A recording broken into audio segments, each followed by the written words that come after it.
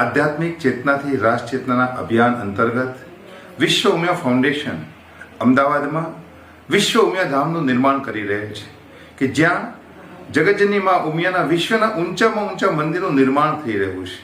અને એક ચોક્કસ છે કે સામાજિક વિકાસનો આધારસ્તંભ એ આધ્યાત્મિક ચેતના છે.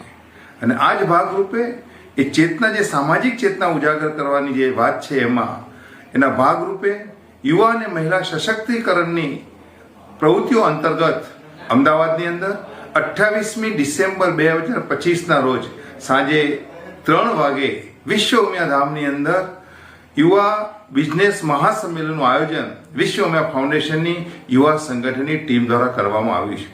આ સંમેલનમાં ખાસ ભારતના ગૃહ અને સહકારિતા મંત્રી શ્રી અમિતભાઈ શાહ સાહેબ ઉપસ્થિત રહેવાના છે.